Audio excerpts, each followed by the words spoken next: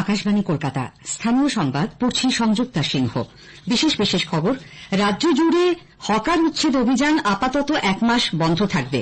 হকারদের স্বার্থ রক্ষা করেই ফুটপাত ও সরকারি জায়গা দখলমুক্ত করা হবে বলে মুখ্যমন্ত্রী মমতা ব্যানার্জি জানিয়েছেন। বিজেপি বলেছে এই উচ্ছেদ অভিযান মানবতা বিরোধী। বিধানসভা উপনির্বাচনে জয়ী 2 প্রার্থীর শপথ গ্রহণকে কেন্দ্র করে জটিলতা কাটাতে রাষ্ট্রপতি দ্রৌপদী মুর্মুর হস্তক্ষেপ চেয়ে তাঁকে চিঠি লিখেছেন বিধানসভার অধ্যক্ষ বিমান বন্দ্যোপাধ্যায়। কেন্দ্রীয় আবাসন ও নগর বিষয়ক মন্ত্রক শহরাঞ্চলে স্বচ্ছ ভারত মিশনের 2য় পর্যায়ে পশ্চিমবঙ্গের জন্য 860 কোটি 35 লক্ষ টাকার প্রস্তাব অনুমোদন করেছে। চলতি আর্থিক বছরের মধ্যে মহিলাদের আরও 80,000-এর বেশি স্বনির্ভর গোষ্ঠী তৈরির সিদ্ধান্ত নিয়েছে রাজ্য সরকার। দীর্ঘ প্রতীক্ষার পর কলকাতা সহ দক্ষিণবঙ্গের বিভিন্ন জায়গায় বর্ষার বৃষ্টি শুরু হওয়ায় মানুষ কিছুটা স্বস্তিতে। আসছি বিস্তারিত খবরে। রাজ্য জুড়ে ফুটপাত, রাস্তা ও সরকারি জমি দখলমুক্ত করার জন্য উচ্ছেদ অভিযানকে কেন্দ্র করে বিতর্কের মধ্যেই আপাতত 1 মাস এই অভিযান বন্ধ রাখতে মুখ্যমন্ত্রী মমতা ব্যানার্জি নির্দেশ দিয়েছেন। গতকাল নবান্ন সভাঘরে এই নিয়ে প্রশাসনিক বৈঠকে তিনি বলেন, হকারদের স্বার্থ রক্ষা করেই ফুটপাত ও সরকারি জায়গা দখলমুক্ত করা হবে। লোকাল হকাররা ডিসিশন নিয়ে রাস্তা ক্লিয়ার করবেন। আমি 1 মাস আপনাদের টাইম দিলাম। আমরা কেউ ভাঙতে যাব না, উচ্ছেদ করতে যাব না। লোকালি কথা বলে নিজেদের মধ্যে ঠিক করবেন। বাদ বাকি বডি যে স্টল করেছে কর্পোরেশনে, সেই স্টলটা আরেকটু আপডেট করে সব মিউনিসিপ্যালিটিতে একই রকম দেবে, যাতে সবাই একটা মাথা রাখার জায়গা পায়। হকারদের জন্য বিকল্প জায়গার ব্যবস্থা করতে একটি কমিটি গঠন করেছেন মুখ্যমন্ত্রী। স্থানীয় নেতা ও পুলিশ যাতে হকারদের কাছ থেকে চাঁদা না তোলে সে ব্যাপারেও তিনি কড়া হুঁশিয়ারি দিয়েছেন। হাতিবাগান রাস্তাটা দখল হয়ে গেছে, এটা আমাদের কাউন্সিলরদেরও অনেক দোষ আছে। তারা ভাবে দিয়ে দিলাম, মাসে চাঁদা পেলাম না, হবে না। লোক সম্মেলন করুন। এক্ষেত্রে লোকাল যারা আছে নেতা, পুলিশ, তারা সবচেয়ে বেশি দায়ী। প্রথমে বসাচ্ছেন, তারপরে গিয়ে বুলডোজার দিয়ে উচ্ছেদ করতে যাবেন। আমি এই পলিসিটাকে মানি না। আমি যে পলিসিটা মানি, প্রথম থেকেই রেস্ট্রিকশন করতে হবে। যে কাউন্সিলরের এলাকায় এটা চলবে, সেই কাউন্সিলর অ্যারেস্ট হবে। বিজেপি হকার উচ্ছেদ নিয়ে মুখ্যমন্ত্রীর নির্দেশের তীব্র বিরোধিতা করেছে। বিরোধী দলনেতা শুভেন্দু অধিকারী বলেছেন, এই অভিযান মানবতা বিরোধী। এটাকে হকার উচ্ছেদ বা জনগণের স্বার্থের কাজ বলা যায় না। এটাকে মানবতা বিরোধী। লোকসভা নির্বাচনে পশ্চিমবঙ্গে 29টা আসন পাওয়ার দম্ভের বহিঃপ্রকাশ বলে আমি মনে করি। এলাকার ক্লাব প্রতিষ্ঠান, জনপ্রতিনিধি, বিজেপির কার্যকর্তা, তাদের সকলকে আমি অনুরোধ করব বিরোধী দলনেতা হিসাবে বাধা দিন। এদিকে গতকালও কলকাতার বিভিন্ন জায়গায় এবং জেলায় জেলায় দখলদার উচ্ছেদ অভিযান চলে। তারাতলায় বেআইনিভাবে তৈরি বিজেপির অফিসও ভেঙে দেওয়া হয়। অন্যদিকে বেআইনিভাবে জমি দখলের অভিযোগে ডাবগ্রাম ফুলবাড়ির প্রভাবশালী তৃণমূল নেতা দেবাশিস প্রামাণিক সহ 3 জনকে গ্রেপ্তার করেছে শিলিগুড়ি কমিশনারেটের পুলিশ। 7 দিনের পুলিশ হেফাজত হয়েছে তাদের। দখলদার উচ্ছেদ নিয়ে নবান্ন সভাঘরে প্রশাসনিক বৈঠকে মুখ্যমন্ত্রী আসানসোলে পুকুর ভরাট করে আরএসএস এর 3তলা ভবন তৈরির কথা বলার কয়েক ঘণ্টার মধ্যেই উত্তর আসানসোলের জেসি বোস লেনে আরএসএস কার্যালয় সুদর্শন ভবনে পৌঁছে যান আসানসোল পুর নিগম, ভূমি ও ভূমি সংস্কার বিভাগ এবং পুলিশের উচ্চপদস্থ আধিকারিকরা। ভবনটির নথিপত্র খতিয়ে দেখতে চান তারা।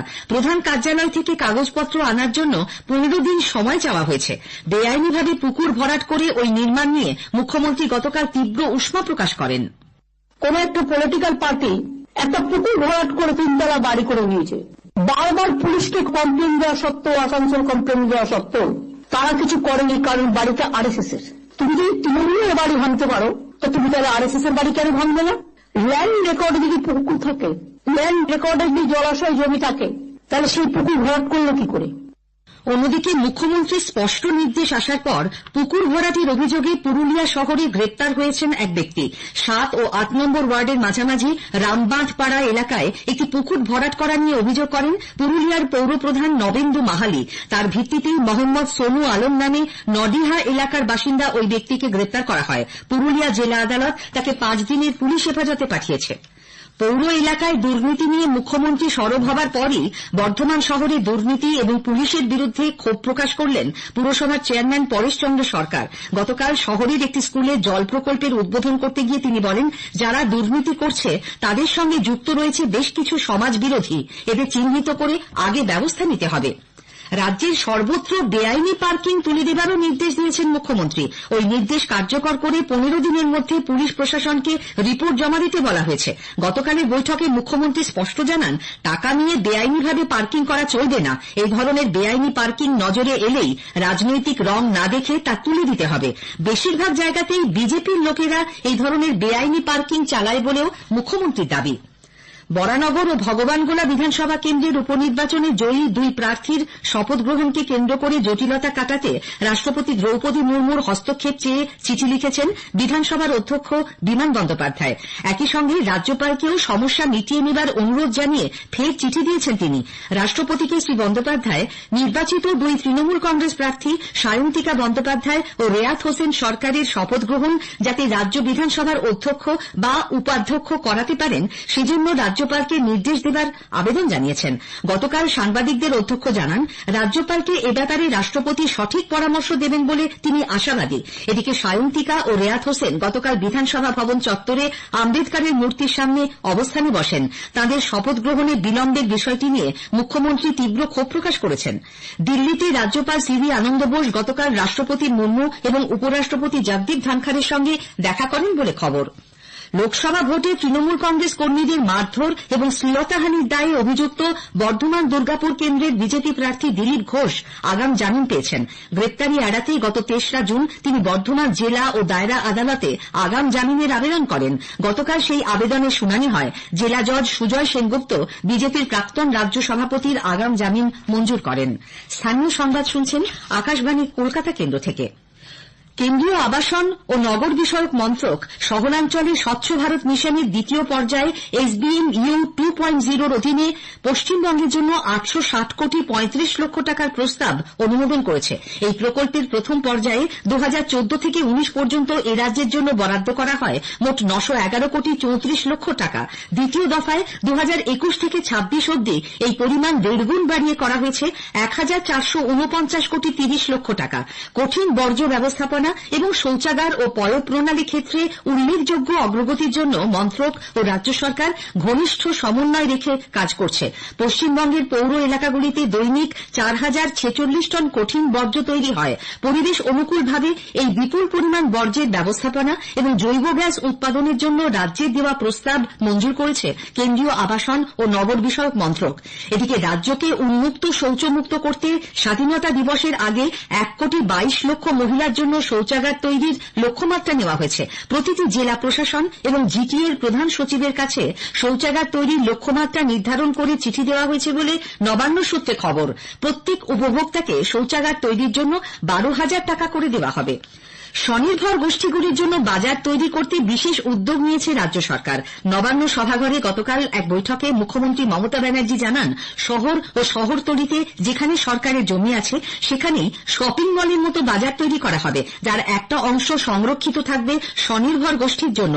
পিপিপি মডেলে বা সামাজিক সুরক্ষা প্রকল্পের আওতায় বাজারগুলি তৈরি করা যেতে পারে। জেলা শাসকদের তিনি জমি চিহ্নিত করতে বলেছেন। অন্যদিকে চলতি আর্থিক বছরের মধ্যে মহিলাদের আরও 80,270টি স্বনির্ভর গোষ্ঠী তৈরি করারও সিদ্ধান্ত নেওয়া হয়েছে।